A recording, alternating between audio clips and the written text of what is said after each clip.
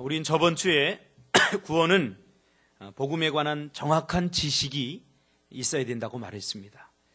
그러나 유대인들은 잘못된 지식 위에 열심만 있었지요. 잘못된 그 지식 위에 열심을 내니까 오히려 그것이 하나님의 일을 방해하고 또 구원의 길을 오히려 막고 있는 자들이 되었다고 말씀을 드렸습니다. 그러니까 신앙은 열심의 문제 이전에 물론 열심히 있어야 됩니다. 주를 열심히 섬겨라. 열심을 품고 섬겨야 되는데 열심 이전에 우리는 올바른 지식 위에 세워져야 된다. 그것을 우리가 살펴보았죠. 원래 유대인들은 그리고 바울은 오직 하나님 한 분만을 섬기던 사람입니다. 유일신앙이죠. 그러나 하나님이 아니라 이제는 예수 그리스도를 믿어야 된다고 하는 주장이 나오게 되죠. 그래서 예수를 따르는 자들, 제자들, 또 사도들에 의해서 이제는 그 하나님께서 너희를 구원하시기 위해서 구약부터 예언되었던 그 메시아, 그 구원자가 바로 이 예수 그리스도다. 이제 이 예수를 믿어야 구원을 받을 수 있다라고 증거하게 되죠. 그러나 이들은 사도 바울을 비롯해서 이 유대인들은 그것에 반기를 드는 거죠. 그래서 유일신 하나님에게만 구원이 있다 이렇게 고집을 피우고 있는 거죠. 그러던 사도 바울은 예수를 추종하던 자들을 박해하고 그래서 잡아 종교재판을 통해서 죽이는 것이 곧 하나님을 위한 신앙이다 이렇게 생각했죠. 수많은 사람들을 실제로 잡아다가 예수를 주장하고 예수 안에 구원이 있다고 말하는 사람들을 잡아다가 종교재판에 회부하고 죽이는 일을 하나님께서 자기에게 주신 사명이다 이렇게 알고 감당하던 중 다메섹으로 가다가 부활하신 주님을 만나고 그의 인생이 완전히 바뀌어버린 거지요. 사실 내가 가지고 있는 생각들, 내가 가지고 있는 경험, 내가 가지고 있는 지식을 내가 참 내려놓기가 쉽지 않습니다. 내 작은 습관 하나도 내가 내려놓기 쉽지 않습니다. 사도 바울에게 있어서 하나님의 절대적인 개입, 그것을 통해서 사도 바울은 이제 구원의 백성, 다메섹에서 주님을 만나고 나서 그는 이제 완전히 예수의 사람으로 변화된 거죠. 사도 바울조차도 그가 사랑하는 하나님이 자기를 구원하시기 위해서 인간의 죄의 문제를 해결해 주시기 위해서 예수 그리스도를 보내셨다는 사실을 까마득하게 몰랐던 거죠. 그래서 신앙은 항상 객관성이 있어야 됩니다. 그리고 신앙은 우리의 마음을 항상 열어야 됩니다. 자기 것만 고집해서는 안 됩니다. 그러므로 신앙은 열심 이전에 먼저 올바른 지식 위에 세워져야 됩니다. 내가 예수를 잘 섬기고 있나 항상 자기 자신을 점검해야 되고 그리고 그 점검의 기준은 무엇입니까? 하나님의 말씀이어야 됩니다. 하나님의 말씀을 어느 한 부분만 봐서 안 되죠. 저번 주에도 얘기했지만 이단들의 특징이 뭐라고 그랬죠? 하나님의 말씀을 쪼개죠. 파편화시켜버립니다. 그래서 하나님의 말씀 성경 66권을 다 받아들이는 것이 아니라 자기가 믿고 싶은 것만 파편적으로 나누어버리고 또 이렇게 분열시켜버리는 거죠. 그러므로 한 사람에게 구원이 이루어지려면 복음에 대한 정확한 지식과 이해가 필요합니다. 그러나 지식적으로 아는 것만으로 구원이 이루어지는 것은 아닙니다. 많은 사람들이 어떻게 하면 구원을 받을 수 있는지, 구원이 이루어지는지 아는 것을 믿음이라고 그렇게 착각합니다. 그러나 구원이 이루어지려면 단순히 아는 것만으로는 안 됩니다. 그래서 제가 실제로 청년들이나 또 새소식반 또 이렇게 새로운 사람들이 이렇게 양육하면서 부교육자 때 복음을 이렇게 증거하고 이렇게 하다 보면 예전에 교회를 다녔대요. 그래서 복음이 뭡니까? 라고 물어보면 다 알아요. 우리 네 가지 처음 해보죠.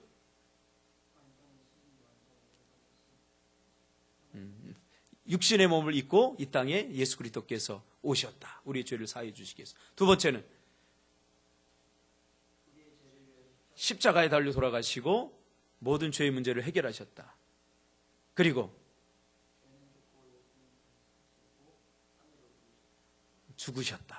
죽으시고 부활하셨다. 그리고 마지막 네 번째로 심판주로 다시 오실 것이다. 그것을 우리가 믿는 거예요. 이게 알아요. 이 내용을 다 복음의 내용을 아는데, 그러나 그것을 안다고 구원이 이루어지는 건 아닙니다. 근데 한결같이 하는 이야기가 뭐냐면, 목사님 알아요. 근데 믿어지지 않아요. 믿어지지 않아요. 알아요. 여러분, 신앙생활 아는 게 중요한 게 아닙니다. 아는 것은 믿음이 아닙니다. 물론 아는 것이 구원을 이루는 또 믿음으로 가는 하나의 과정이긴 합니다. 그러나 아는 것이 지식이 전부는 아닙니다.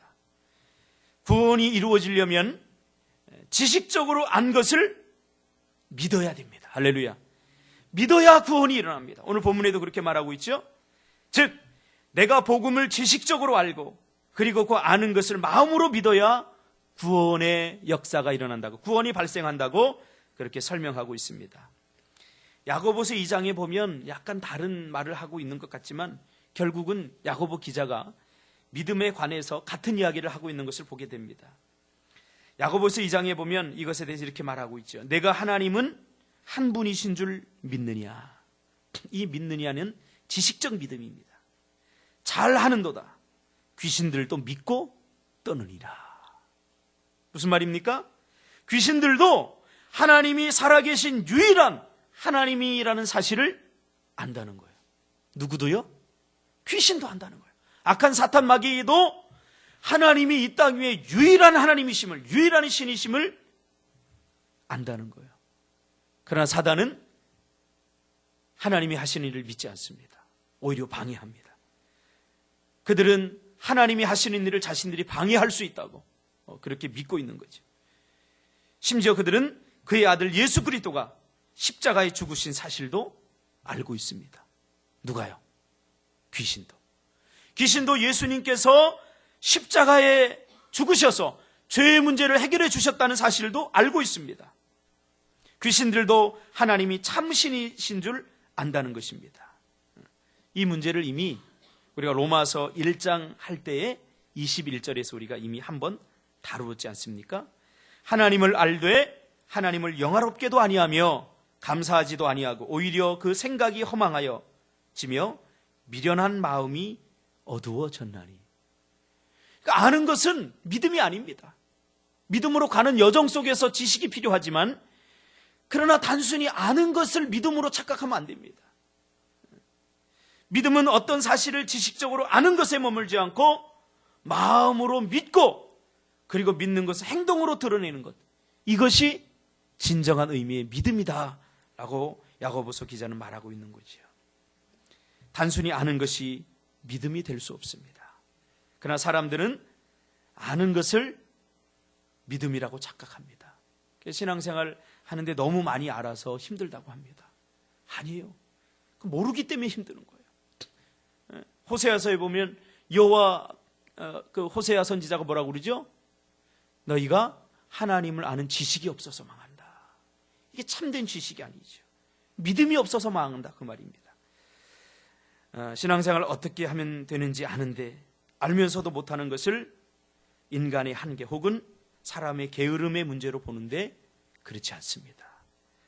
알기만 하고 믿지 못하는 것은 이건 불신의 문제입니다. 그리고 불신앙의 문제입니다. 성경에도 보면 모세가 그리고 선지자들이 계속해서 하나님께서 하신 말씀을 지식적으로 전해줘요. 그러나 고개로는 끄떡거리는데 그렇게 살지 않고 불순종합니다. 광야에서도 마찬가지. 결국은 뭡니까? 모세가 하는 이야기가 하나님께서 주신 말씀이라고 그들은 알았어요, 지식적으로는. 근데 그 지식적인 믿음이 마음에까지 내려오지 못하니까 행동으로 드러나지 않는 거예요. 그러다 보니까 그들은 알면서도 불신하게 되고 알면서도 불순종하게 되는 거죠. 그러니까 여러분, 단순한 지식에 머물러 있다면 우리의 믿음이 그것은 온전한 믿음이 아니라는 것을 우리가 항상 기억해야 됩니다. 생각해 보세요. 정확히 알고 있다면 사람은 어떻게 해서든지 하죠. 순종하죠. 그러나 정확히 모르기 때문에 이 성경에서 알미라고 하는 것은 그냥 지식적인 그 알미 아닙니다. 경험되어진 알미, 포함되어진 알미죠. 그래서 야고보서 기자는 2장 26절에서 이것을 이렇게 표현하고 있죠. 영혼 없는 몸이 죽은 것 같이 행함이 없는 믿음은 죽은 것이라. 영혼 없는 몸이 죽은 것 같이 행함이 없는 믿음은 죽은 것이라. 그러므로 알기만 하는 것은 절대 믿음이 될 수 없습니다. 오늘 본문에서 뭐라고 그러죠? 구원이 발생하려면 어떻게 되느냐? 구원이 이루어지려면 어떻게 되느냐? 아는 것을 마음으로 믿어야 구원이 일어난다. 할렐루야. 그러니까 구원은 우리가 지식적으로 얼마든지 이해할 수 있어요. 구원의 여정, 구원의 과정. 그러나 그 구원이 구원되게 하는 것은, 구원의 역사를 일으키는 것은 철저한 성령의 역사입니다. 근데 인간적인 힘으로 안 됩니다. 제가 복음을 전해보니까 이걸 구원에 관해서 아무리 설명해도 처음에는 고개를 끄덕거리는데 나중에는 뭐라고 그러는데 근데요 이렇게 말해요. 그러니까 계속해서 예스밭 게임이 일어나는 겁니다. 제가 복음을 전하고 알아듣기 쉽게 설득하고 설명할 때는 예스 합니다. 그러나 다 듣고 난 다음에는 기대하죠. 야, 이 정도 전했으니까 이제는 영접하겠구나. 그런데 목사님 근데요, 그러나. 그래서 복음을 전하면서 제가 깨달은 것이 있어요. 그게 뭐냐면 구원은 철저히 하나님의 은혜다. 내가 할 수 없는 거다. 그래서 여러분 복음을 전할 때도 이번에 백령도 선교를 가는데 복음을 전할 때 그건 내가 하려고 하면 안 돼요. 내가 하는 건 뭡니까? 어디까지입니까? 내가 이해한 복음을 정확히 이해하고 그리고 그 이해한 것을 정확히 전해주기만 하면 돼요. 그러면 그 안에서 역사하시는 분은 성령님이셔요. 성령께서 역사하셔서 구원의 기적이 일어나고 그 사람의 마음을 감동해서 마음으로 믿어 의에 이루고 입으로 신하여 구원을 이루는 역사를 만들어내는 것이 바로 성령의 역사입니다. 그러므로 구원은 어느 날 나에게 이 복음이 누군가에 의해서 전달될 때 내가 그 사실을 지식적으로 이해하고 이것이 하나님이 나를 위한 하나님의 복음인 것을 깨닫고 그리고 내 마음으로 복음의 중심이신 예수님을 나의 구주, 내 인생의 주인으로 믿고 받아들일 때 일어나는 놀라운 사건입니다. 놀라운 사건. 여러분 모두 여러분에게 이러한 사건이 일어났죠? 박양수 집사님 아직 안 일어났나요? 일어났죠. 일어났어요. 그러니까 내 의지와 상관없이. 저는 목회를 하면서 참 개척교회를 하면서 제가 깨달은 게 있는데 많은 사람들이 아직도 이 복음의 진리를 잘 이해하고 있지 못하고 있구나. 그런 생각을 많이 합니다. 그래서 이 복음은 자꾸 반복돼야 돼요. 예수 그리스도는 자꾸 들려져야 돼요. 자꾸 들려져요. 혹시 여러분 중에 목사님 자꾸 수요일마다 로마서를 하면서 왜 자꾸 다 이미 알아들었는데 자꾸 반복하지? 그런 사람이 있을 거예요. 그런 사람은 이미 이 복음의 진리를 깨달았기 때문에 어떤 열정이 있냐면 이제 성장하고 싶은 거예요. 그러나 같이 갑시다. 할렐루야. 같이 가자고요. 이 중에 예배드리는 사람 중에 아직도 복음을 깨닫지 못하고 있는 사람이 있다면 우리는 그들을 위해서 배려해야 되지 않겠습니까? 우리의 성장을 잠시 미뤄두고 이 복음을 통해서 새 생명을 얻게 하는 예수님이 그것 때문에 오지 않았습니까? 물론 구원을 얻고 그 구원 얻은 하나님의 백성이 믿음으로 성장하고 자라가고 그리고는 또 다른 생명을 낳는 그런 성숙한 신앙으로 되기 전까지 우리는 먼저 이 사역을 집중적으로 해야 된다는 것을 우리가 기억하시길 바랍니다. 그리고 이것을 우리가 회심 혹은 구원 사건이라고 말합니다. 그리고 마음으로 믿는 것을 어떻게 해요? 입으로 시인해야 됩니다. 이게 고백신앙입니다. 우리 개혁기독주의 신앙은 고백신앙입니다. 그래서 사도신경 고백하는 거예요. 어떤 사람들은 사도신경을 하지 말자 그런 운동도 지금 벌어지고 있어요. 충분히 압니다. 사도신경을 하지 맙시다. 이제는 예배 시간에 그렇게 주장하는 사람들의 마음을 저는 이해합니다. 왜 그런지. 그러나 사도신경을 보면요, 그 완전히 우리가 고백되는 신앙입니다. 그거 하지 않을 이유가 하나도 없어요. 사도들이 신앙을 본받자는 거 아닙니까? 우리가 성경적으로 그렇게 살자고 하는 것 아닙니까? 부족함에도 불구하고. 그러니까 마음으로 믿은 것을 입으로 시인하는 고백이 있어야 됩니다. 그러나 여기서 중요한 게 있는데 믿지 않으면서 입술로 고백할 수도 있다는 거예요. 입술로. 제가 군에 가서 이렇게 군에 가면 논산훈련소 이렇게 가고 하면은 초코파이 주니까 많은 젊은이들이 모여들죠. 모여들어서 어떻게 하죠? 세례를 받습니다. 수천 명의 사람들이, 젊은이들이 모여서 세례를 받는데 그 세례를 저는 초코파이 세례라고 합니다. 초코파이 주니까 모여들어서 세례를 받습니다. 그 중에도 이렇게 사람들 물어요. 제가, 야, 너 왜 세례 받아? 그러면 세례를 왜 받는지 아니? 물으면 몰라, 그냥 초코파이 주니까 뭐 그냥 가는 거지 뭐. 교회 가서 가면은 훈련소에서는 어떻게 쉽니까? 못 쉬어요. 그러니까 교회 가서 자는 거예요. 예배 시간에 목사님 설교할 때 자러 가는 거지 뭐. 그러니까 묻습니다. 네가 예수 그리스도가 하나님의 아들이심을 너의 구원자로 죄의 문제로 해결해 주시기 위해서 이 땅에 하나님께서 보내신 유일하신 구원자임을 믿느냐라고 하면 뻔뻔스럽게 네 하고 대답해요. 다 대답하고는 뒤에서는 아니요 이렇게 하는 거죠. 맞습니다. 믿지 않으면서, 마음으로 믿지 않으면서 고백할 수 있습니다. 사람들이 종교적 환경에 익숙해지면 종교적 모방을 할 수 있습니다. 남들처럼 기도하고 남들처럼 신앙 고백하고 남들처럼 익숙하게 하나님 백성 노릇도 할 수 있습니다. 그러나 정말로 구원이 이루어지는 회심의 사건은 지식적으로 이해한 것을 마음으로 믿고 입술로 시인해야 됩니다. 할렐루야. 근데 이거를 또 느낌으로 받는 사람들이 있어요. 느낌. 구원은 느낌이 아니라 사실입니다. 성경에 기록한 이 구원에 이르는 모든 과정을 이해하고 그리고 내 마음으로 정말로 믿었다면 그리고 진심으로 입술로 고백했다면 내 분위기와 내 느낌, 내 어떤 감정에 상관없이 구원은 이미 이루어진다는 사실을 믿으시기를 바랍니다. 할렐루야. 제가 우리 교회에서 오학신 이거를 하다가 우리 젊은이들도 하고 어른들도 하다가 느낀 게 있어요. 그게 뭐냐면 많은 사람들이 아직도 구원에 관해서 올바른 지식 위에 서 있지 않다는 거예요. 서 있지 않다는 거예요. 그러니까 흔들리는 거예요, 신앙이. 확신이 없는 거예요. 그래서 우리 5가지 확신하잖아요. 우리 지금 양순모 집사님이 하면서 은혜를 많이 받는 것 같아요. 저도 제가 이거 한 20년을 했습니다, 확신. 그런데 할 때마다 제가 은혜를 받아요. 여러분 아닌가요? 별로 은혜를 안 받은 것 같은데 이번에도 양순모 집사님인지 금요일날 하면 다 과정이 다 끝나요. 근데 얼마나 잘 암송을 하고 그리고 잘 입술로 고백하는지 몰라요. 엄마 집에서 잘 외우니? 너보고 시켜? 그 말이야. 자기가 좋으니까 하는 거예요. 본인이. 다 외웠어 그래서?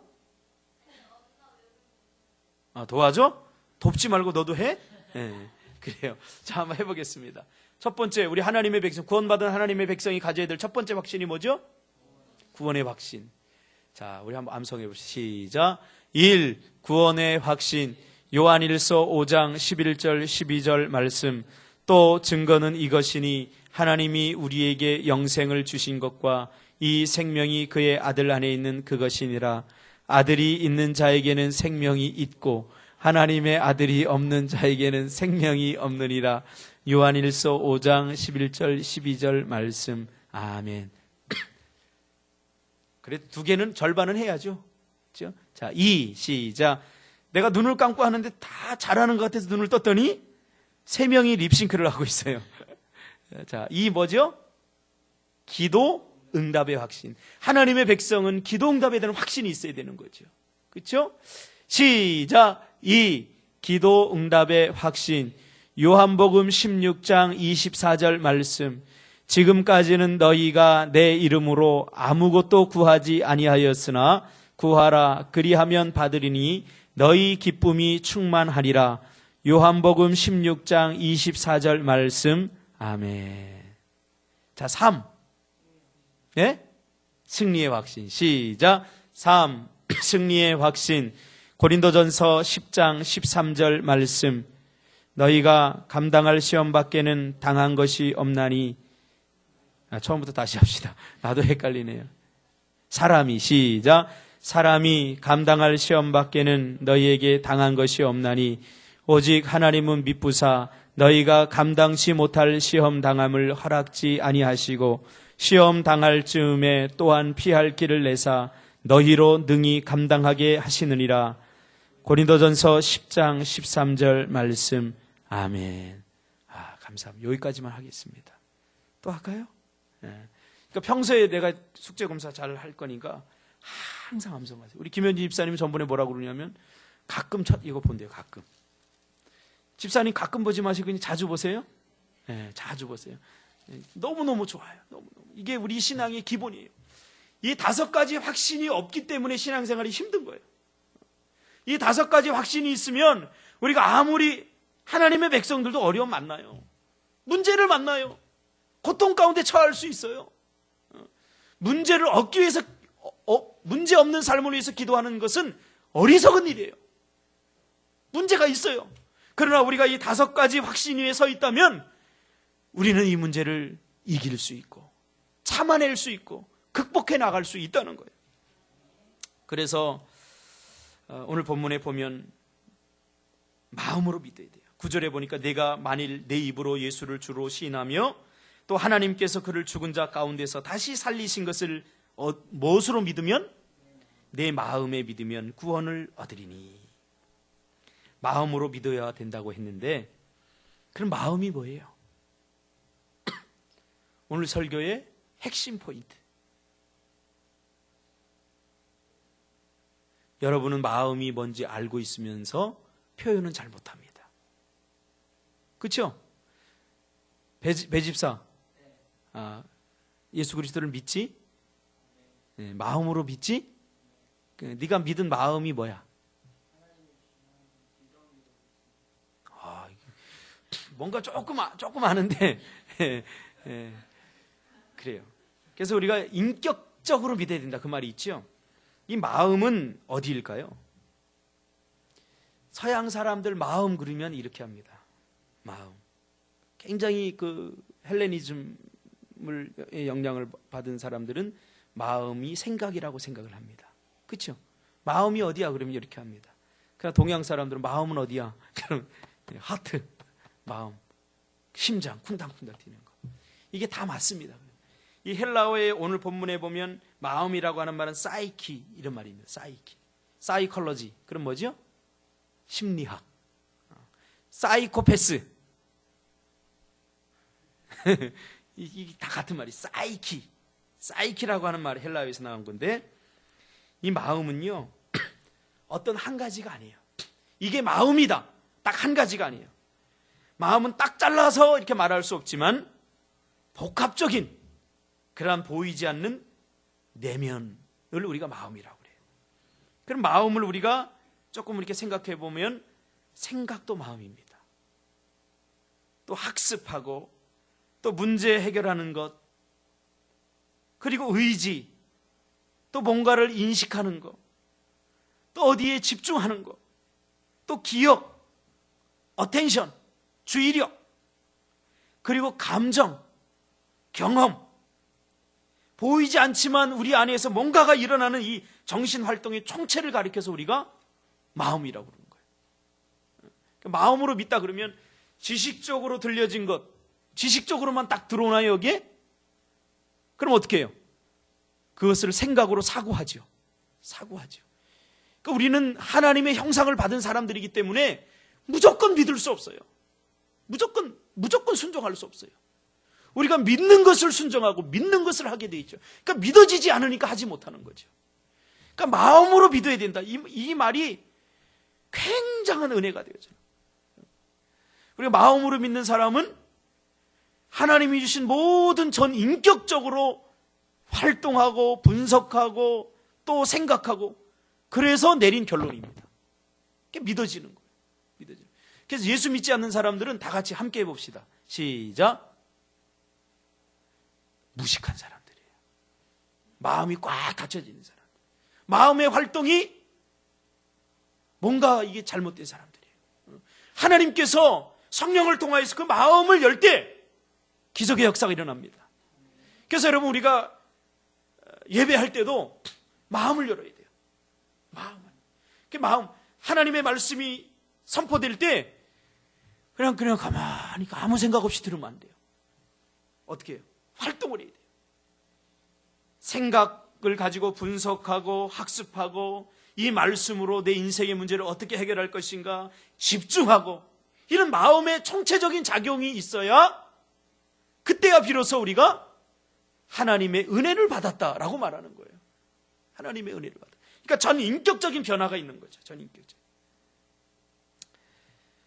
그러니까 마음으로 믿는다라고 할 때 복음을 지식적으로 이해한 것을 마음속에서 생각하고 학습하고 인식하고 기억하고 또 감정적으로 느끼고 우리의 정신 안에서 이루어지는 모든 활동을 가리킵니다. 이것을 쉽게 말하면 전인격적으로 동의한다 그 말이에요. 하나님을 믿는데 지식적으로만 하는 게 아니라 감정과 정서적으로 다 하는 거죠. 지식적으로는 복음의 모든 과정을 알고 정서적으로는 이 안 것에 대한 감동이 있지 않습니까? 여러분, 하나님이 예수 그리스도를 보내주셔서 우리를 구원했다는 이 사실을 알게 될 때에 어떤 일이 우리 마음속에 일어납니까? 감정 속에, 우리 정서 속에 감동이 됩니다. 그래서 어떻게 눈물이 나지 않습니까? 나 같은 죄인을 하나님께서 구원해 주셨구나. 나 같은 형편없는 사람을 예수 그리스도를 보내주셔서 나 같은 사람을 하나님께서 이렇게 사랑하시는구나. 그것을 지식적으로 이해하고 깨닫게 되는 순간, 올바로 깨닫다라면 정서적으로 어떻게 합니까? 눈물이 쏟아집니다. 저도 예수님을 영접할 때 얼마나 많이 울었는지 몰라요. 그리고 좀 잃어버렸다가 또 다시 주님을 만나게 되었을 때 얼마나 많이 울었는지 몰라요. 그리고 여러분 찬양할 때 어때요? 성령께서 여러분의 마음을 터치하시니까 뭐가 나와요? 콧물이 나와요? 눈물이 나옵니다. 이 감동을 줍니다. 성령께서 막 흥분하는 마음을 주십니다. 그리고 의지적으로는 뭐를 합니까? 야, 내가 죄 짓지 말아야지. 내가 이거 잘못했구나. 이거 누구나 이 정도 죄는 다 짓는다고 생각했는데 이게 내가 잘못했구나 하고 의지적으로 결단하는 게 나오지요. 이게 마음에서 일어나야 된다는 거예요. 전인격적으로 변화야 되는 거예요. 머리로만 아는 사람은 머리만 변해요. 그러니까 머릿속에서만 이루어지는 거예요, 모든 게. 그러니까 행동으로 나타나지 않아요. 또 감정적으로만 접근하는 사람은 감정적으로 뜨거웠다가 식어지고 뜨거워졌다가 식어지고 이래요. 지정의 이 모든 것들이 우리 안에서 전인격적으로 일어나야 된다는 거죠. 그 마음으로 믿고 입으로 시인해야 된다는 겁니다. 마음은 알죠. 내가 진실로 믿고 있는지 여러분 알죠? 그래서 구원은 여러분과 하나님만이 알아요. 아무리 다른 사람이 내가 저 사람 사는 걸 보니까 구원받은 사람 같이 살지 않아. 그래서 그렇게 다그치는 전도사님도 봤어요. 이제 부교육자 같은 동역자 하는데 이분은 굉장히 좀 율법에 강한 분이에요. 그러니까 아이들을 모아놓고 너 예수 믿어 안 믿어? 안 믿어. 뭐 설명하고 믿어야 돼 이러면서 막 강요를 하고 강조를 합니다. 근데 안 믿어지는 거예요. 그러나 사람이 판단할 수 없어요. 여러분 알죠? 여러분 자신 알죠? 단무지 알지? 응? 알아요. 내가 알아요. 마음으로 알아요. 물론 마음에 없는 말을 하고 마음에 없는 행동을 할 수 있습니다. 그러나 자신은 그것이 마음에 없는 일임을 마음으로 믿는지 안 믿는지 잘 알고 있죠. 그래서 예수님께서도 마태복음 15장 8절에 이 백성이 입술로는 나를 공경하되 마음은 내게서 멀도다. 마음이 없는 행동은 언젠가는 전부 다 드러납니다. 여러분 하나님 앞에 마음을 쏟으시길 바랍니다. 교회를 마음으로 섬기시길 바랍니다. 마음으로 하나님을 향해서 여러분의 마음을 여시기 바랍니다. 마음, 성령께서 역사하실 때 마음과 마음이 통하게 되어 있는 거예요. 그러므로 아는 것을 마음으로 믿고 그리고 믿는 것을 입술로 고백하고 행동으로 옮기는 그런 실천적인 신앙, 그런 마음으로 하나님 앞에 다가가는 신앙이 되시기를 주님의 이름으로 축복합니다. 기도하겠습니다.